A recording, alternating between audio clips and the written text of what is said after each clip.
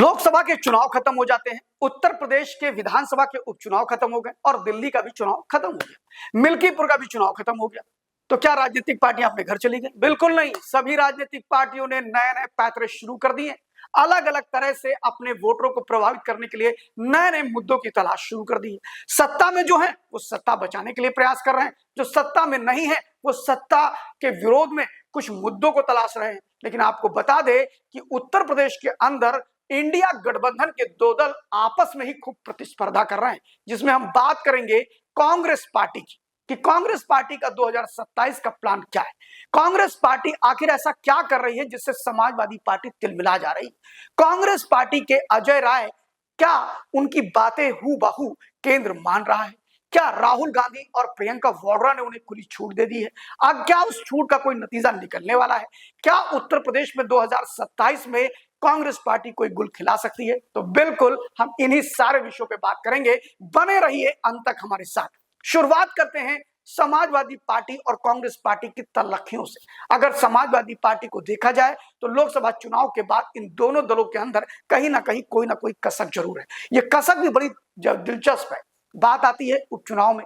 उपचुनाव में ये लोग अपनी अपनी दोस्ती का टेस्टर लगा करके चेक कर लेते हैं कि दोस्ती का पैमाना कितना बड़ा है, कितनी गहराई है, कितनी गंभीरता है।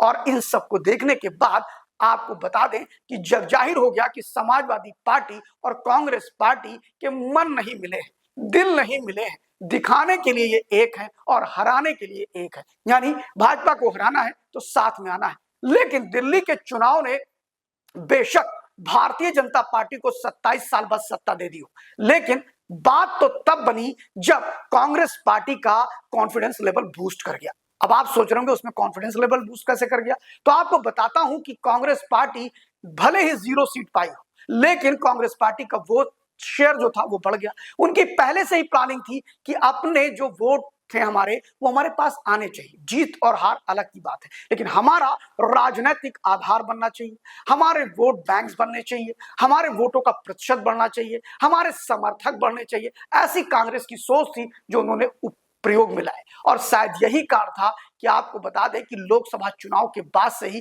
कांग्रेस पार्टी फॉर्म में दिखाई पड़ रही है। वहीं पर उनके साथ जो सहयोगी गठबंधन थे वो भी फॉर्म में दिखाई पड़ रहे हैं। वो उनको नुकसान पहुंचाने का काम कर रहे हैं और कांग्रेस पार्टी उनको नुकसान न पहुंचा के अपने जनाधार को बढ़ाने के लिए काम कर रही है। उत्तर प्रदेश के अंदर अगर हम बात करें तो उत्तर प्रदेश में लोकसभा चुनाव में जिस प्रकार कांग्रेस पार्टी का वोट शेयर बढ़ा, जिस प्रकार कांग्रेस पार्टी की सीटें बढ़ी लोकसभा में, और जिस प्रकार दिल्ली के चुनाव में कांग्रेस पार्टी अपने वजूद को बचा करके और हरा करके आम आदमी पार्टी को यह बता दिया कि वो 12 सीटें हैं जहां हमारा इतना वोट बैंक है कि तुम्हें हम हरा सकते हैं। जीत तो नहीं सकते, जिता तो नहीं सकते, लेकिन हराने की मादा आज भी कांग्रेस पार्टी में है, जिसने इस देश में 60 सालों तक अनावरत शासन किया, जिसने देश के ऐसी कोई प्रदेश नहीं था जहां पर उसका मुख्यमंत्री ना रहता हो। ये वही कांग्रेस पार्टी है जिसने अपने को पूरा बदलने का प्रयास शुरू कर दिया है। आपको बता दें कि कांग्रेस पार्टी के जो रणनीतिकार हैं, कांग्रेस पार्टी ने अपनी रणनीति के तहत एक नई प्लानिंग शुरू कर दी है।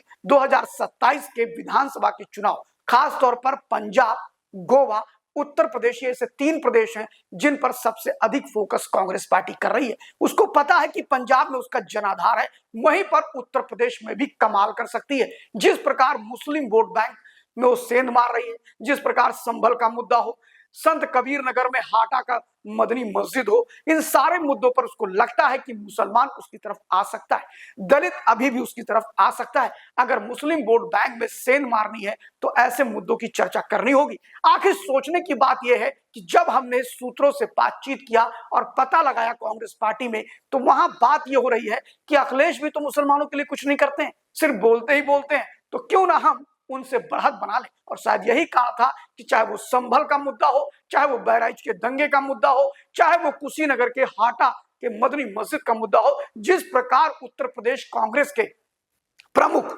और प्रदेश अध्यक्ष अजय राय ने हमले करने शुरू किए, वहां पर जाने का कार्यक्रम बनाया और काफी तेजी से जिस तरह वो मीडिया में आकर के आक्रामक रहते हैं, कहीं ना कहीं अखिलेश को ये चुभता है, बहुत चुभता है, क्योंकि अखिलेश ये मानते हैं कि मुसलमानों पर एकाधिकार सिर्फ समाजवादी पार्टी का है। लेकिन जिस प्रकार अजय राय ने संभल से लेकर के मदनी मस्जिद तक अपने आप को स्टैंड किया, वहां पर गए। कांग्रेस पार्टी का प्रोटेस्ट जिस प्रकार का हो रहा है उससे यह लग रहा है कि शायद अजय राय की रणनीति बड़ी व्यापक है, जहां पर एक तरफ वो संगठन नवसृजन कार्यक्रम के माध्यम से जय बापू, जय भीम, जय संविधान जैसी रैलियों से अपने कार्यकर्ताओं को कलेक्ट कर रहे हैं, खड़ा कर रहे हैं, और शायद इस बार अविनाश पांडे और अजय राय की जोड़ी ने यह तय कर लिया है कि समाजवादी पार्टी के परंपरागत वोट बैंक, मुसलमानों के वोट बैंक पर सेंध मारना ज्यादा आसान है।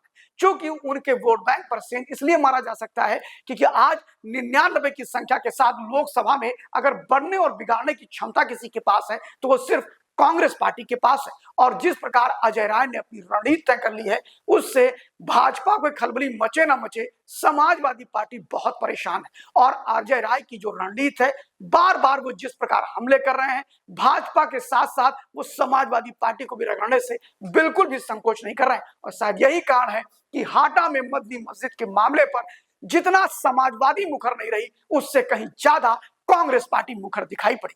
फिलहाल अजय राय की रणनीति 2027 में यह है कि उन्हें अपने संगठन को रिस्ट्रक्चर करना है, कार्यकर्ताओं की एक बड़ी फौज तैयार करनी है, और अगर इस काम में अजय राय को पूरी छूट दी गई तो यह संभव भी हो सकता है। जिस प्रकार अजय राय ने के नेतृत्व में 6 लोकसभा की सीटें जीती जा रही हैं, हर मामले पर कांग्रेस दिखाई पड़ रही है, सड़कों पर भी कांग्रेस दिखाई पड़ने लगी है।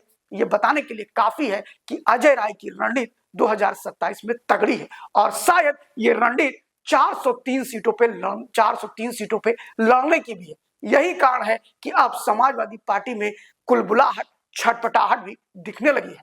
अजय राय का ये दांव और ये पैंतरा कितना सफल होगा, क्या कांग्रेस पार्टी उन पर भरोसा करके 2027 तक उन्हें उत्तर प्रदेश की कमान दिए रहेगी, इन सब बातों पर भी निर्भर करेगा 2027 में कांग्रेस पार्टी का पूरे का पूरा चुनाव। देखते रहिए live news 24। Thank you very much.